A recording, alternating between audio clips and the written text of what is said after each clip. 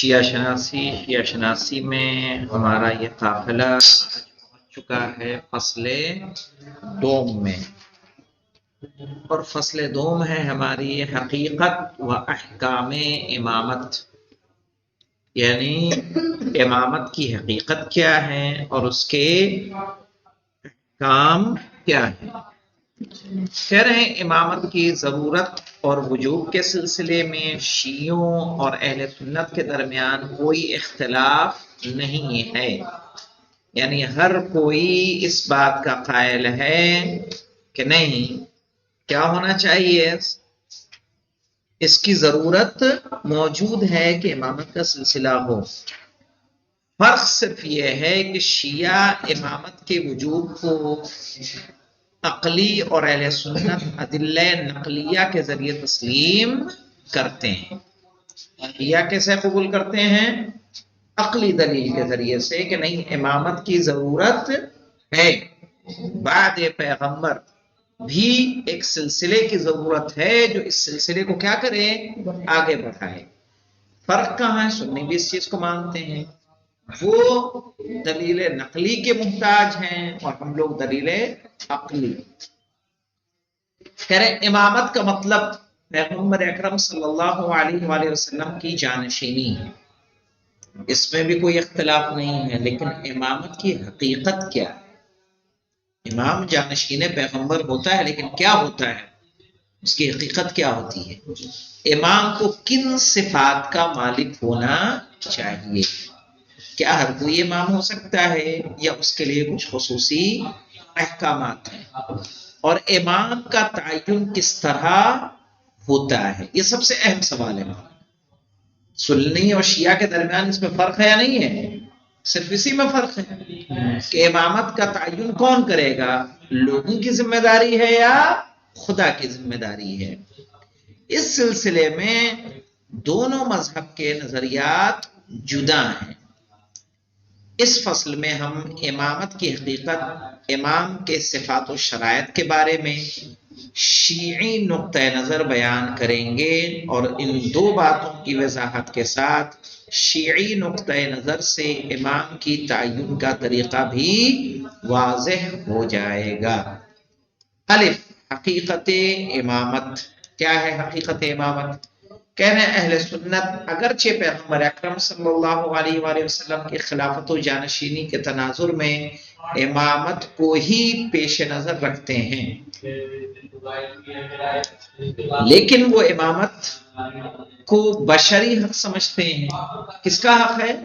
انسانوں کا حق ہے، یعنی مسلمانوں کو باہمی مشورہ اور تبادلہ خیال کے ذریعے امامت کا فیصلہ کرنا چاہیے۔ یہی تو اصل اختلاف ہے۔ اور جو شخص بھی اسلامی معاشرے کے مصالح کی حفاظت اور اسلامی قوانین کے اجرا کی صلاحیت رکھتا ہو، اسے امام منتخب کر لینا چاہیے۔ چنانچہ ابن خلدون نے کہا ہے، وَقُصَارَ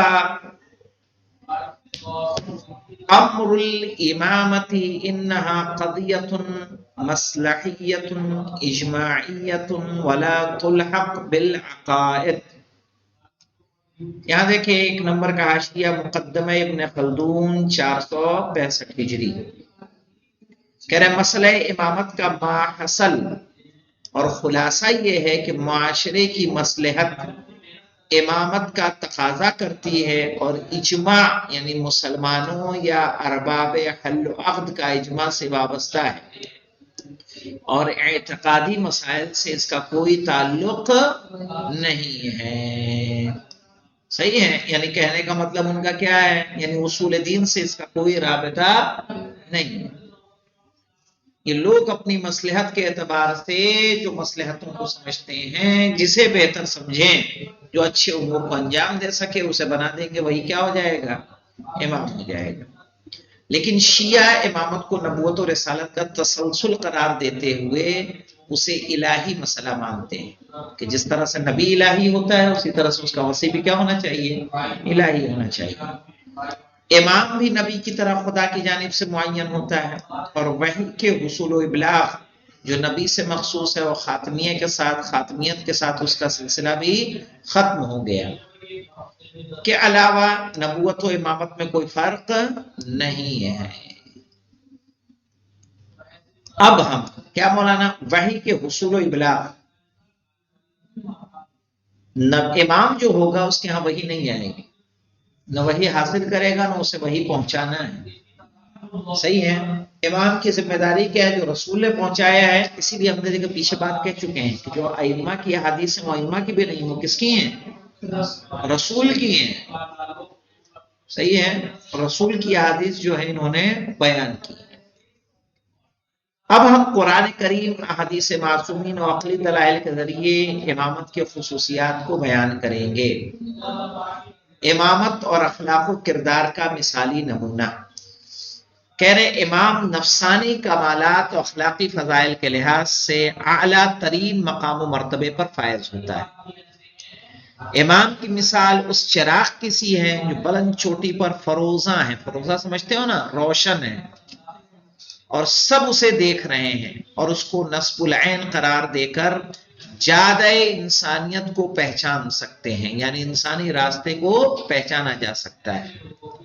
کردار سازی، اخلاقی فضائل کے اکتساب، تزکیہ نفس اور اپنے کردار کو اخلاقی برائیوں سے پاکیزہ رکھنے کے لیے اسے بہترین نمونہ اور آئیڈیل قرار دے سکتے ہیں۔ کس کو؟ امام کو۔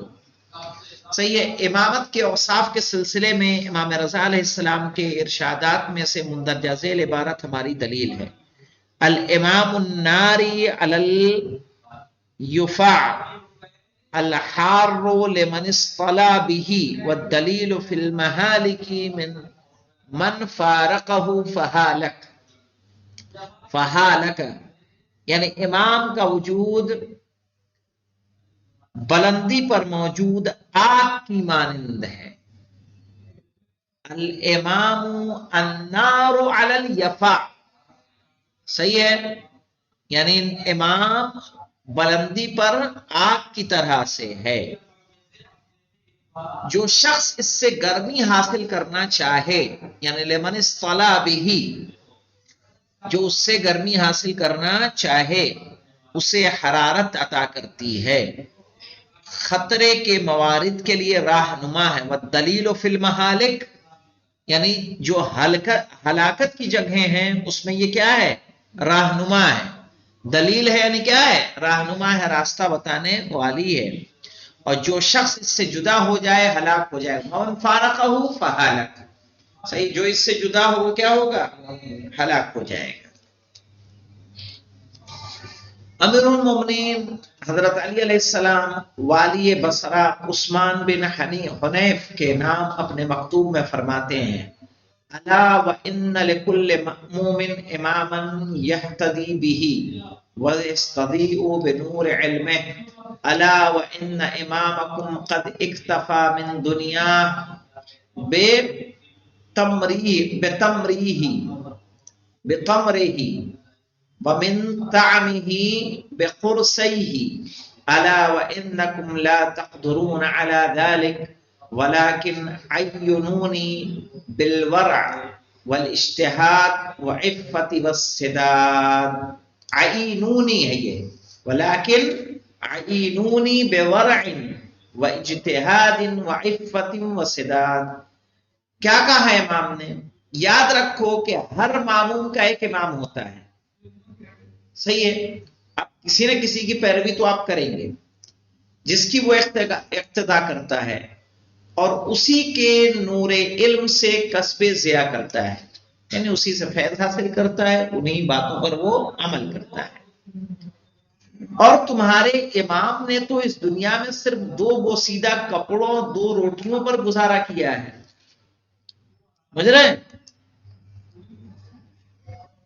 وَإِمَامُكُمْ قَدْ اِكْتَفَى مِنْ دُنْيَاهُ بِتَمْرَيْهِ وَمِنْ طَعْمِهِ بِقُرْصَيْهِ، کہ 2 بوسیدہ، 2 روٹی اور 2 کپڑوں پر گزارا۔ مجھے معلوم ہے کہ تم لوگ ایسا نہیں کر سکتے، پتہ ہے مجھے تمہارے بس کی بات نہیں ہے، لیکن کم از کم اپنی احتیاط، کوشش، عفت اور سلامت روی سے میری مدد کرو۔ صحیح ہے، کچھ ورع حاصل کرو۔ امام علیہ السلام کے اس کلام میں ہر چیز سے زیادہ امامت کے اخلاقی اور تربیتی رخ کی تائید کی گئی ہے۔ اخلاقی صفات کیا ہیں؟ اجتہاد و عفت کا بھی تذکرہ ہے، اور اخلاقی کردار کا بھی ورع اور سداد۔ چونکہ عثمان بن حنیف نے ایک ایسی دعوت میں شرکت کی تھی جس میں صرف ثروت مند افراد جمع ہوئے تھے اور غربا وہاں موجود نہ تھے، تب امام نے ان کو یہ مکتوب لکھا۔ لہذا امام نے اخلاقی صفات و کردار کے درمیان قناعت و سادگی کی تاکید فرمائی۔ خلاصہ یہ ہے کہ جس طرح آئیڈیل، مثال، نمونہ، اسوہ حسنہ ہونا نبوت کا ایک اہم پہلو تھا، لقد کان لکم فی رسول اللہ اسوۃ حسنہ، یہی خصوصیت امامت کی بھی ہے، اس لیے کہ ایسی موضوع اور شائستہ قیادت جو تزکیہ نفس اور اخلاق و کردار میں مثالی ہو، انسانیت کی ابدی ضرورت ہے، اور یہ ضرورت صرف نبوت کے زمانے سے ہی مخصوص نہیں ہے، بلکہ امامت کا سلسلہ ہمارا کیا ہونا چاہیے؟ دوام پانا چاہیے۔ جیسے رسول کی سیرت کیا ہے؟ اسوہ حسنہ ہے، ویسے ہی امام بھی ہمارے لیے کیا ہے؟ اسوہ حسنہ ہے، ان کا کردار بھی ہمارے لیے مثالی کردار ہے۔ الحمدللہ رب العالمین۔